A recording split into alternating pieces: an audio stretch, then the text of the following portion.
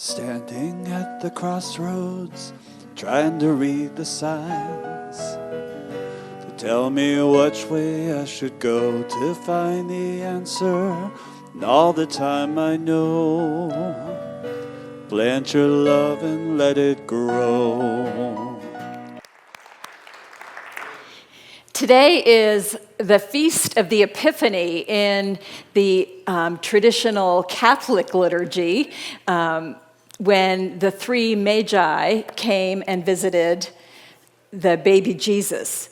So this is a story, okay? The details of the story aren't even agreed upon in the Bible. You know, it's only reported in Matthew. It isn't reported in the other ones. And Matthew's version had a house that they came to, not a stable. So all of those sweet little creche stories that you have, keep them.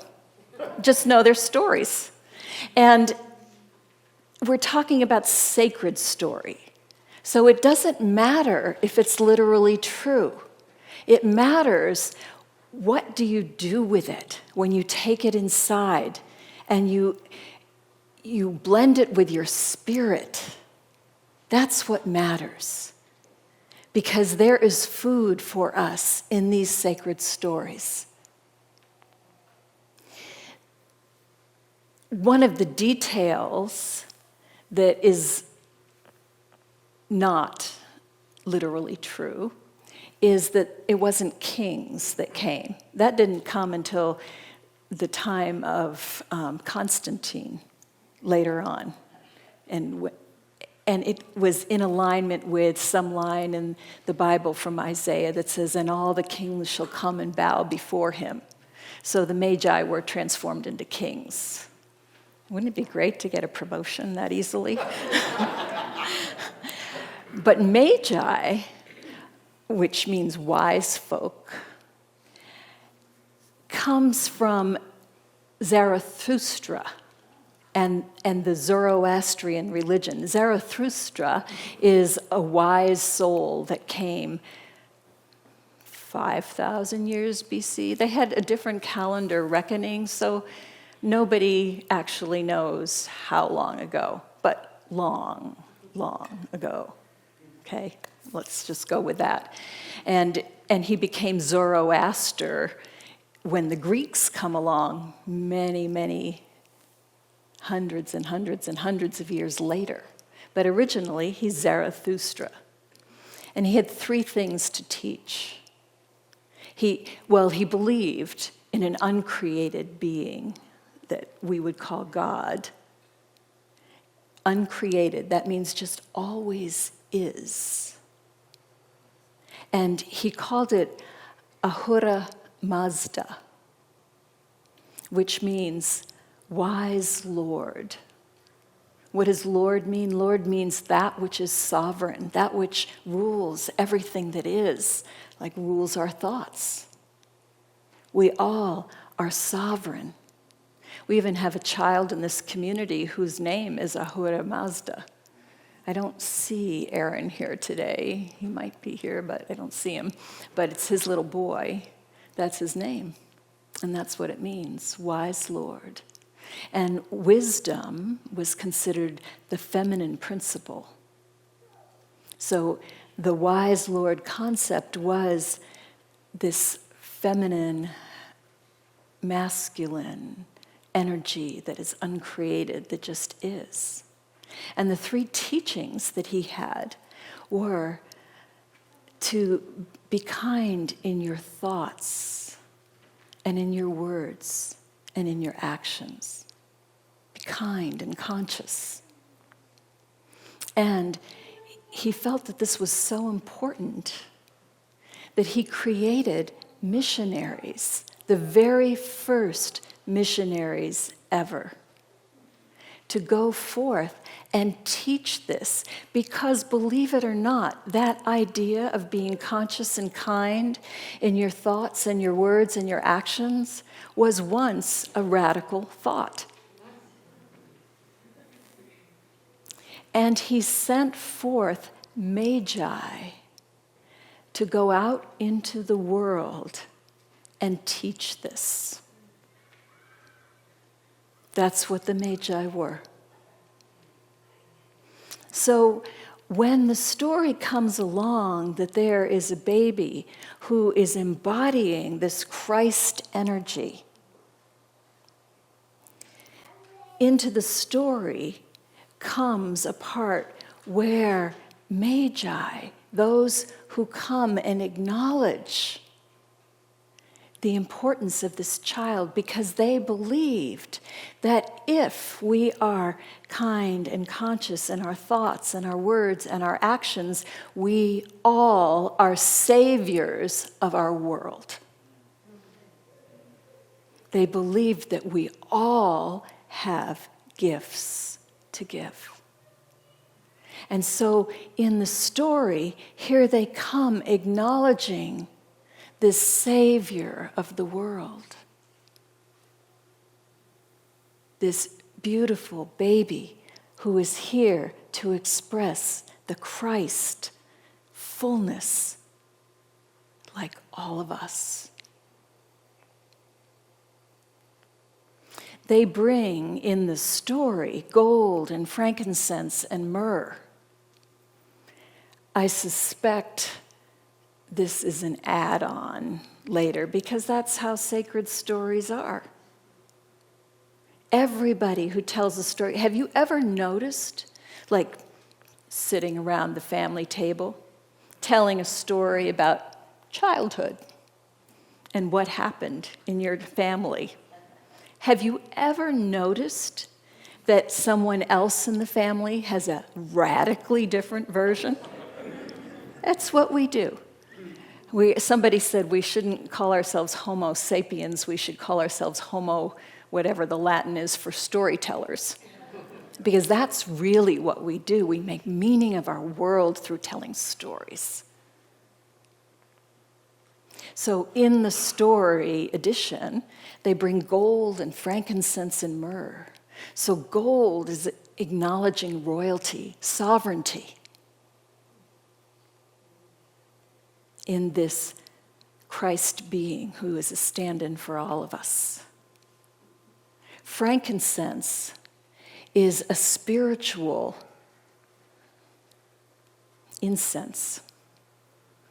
It has to do with recognizing that there is higher consciousness that is governing all of us. And myrrh is an oil for anointing, particularly at a time of death.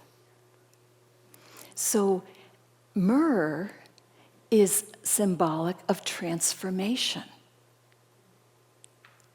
We have to die to these old ideas like Anita was talking about. We have to die to these ideas that are not truth in order to be reborn and to shine our light completely.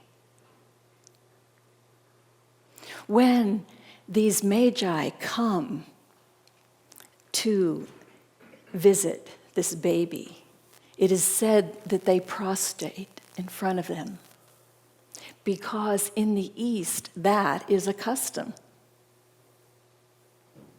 They recognize, they feel awe for what they are seeing in front of them.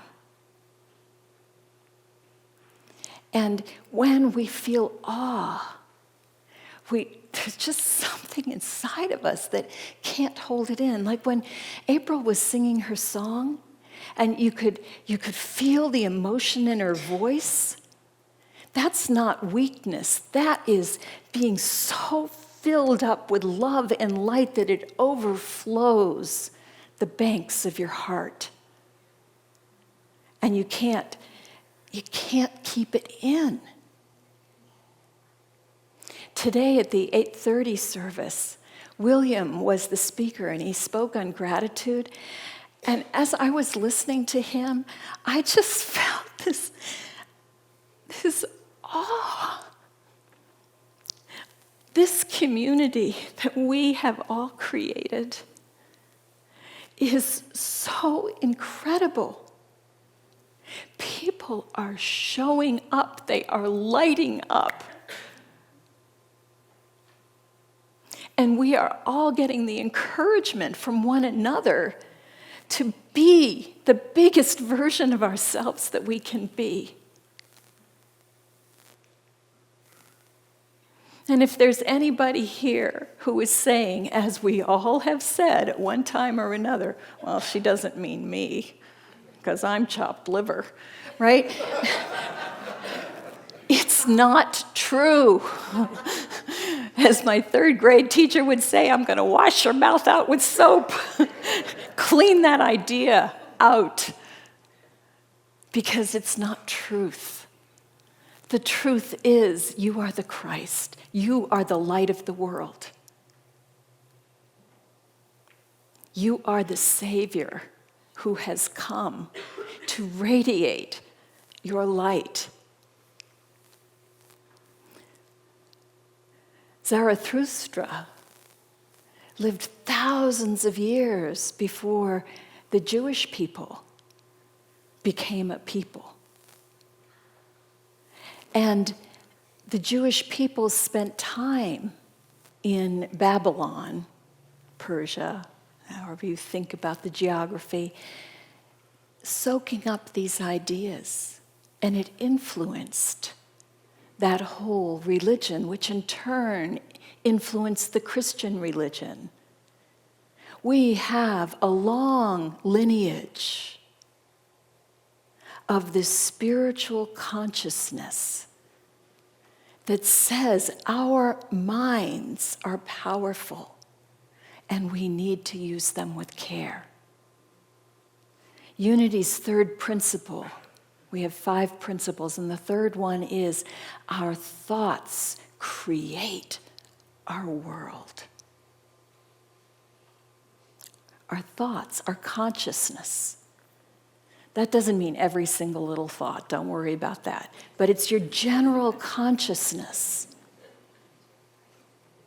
And we want that to be an awakened spiritual consciousness. And that's why we come here on a Sunday morning, to have the communal support in waking up, because we all fall asleep.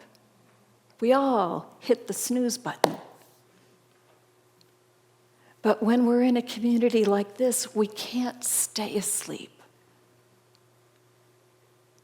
This community reminds us, and we never know how that will happen.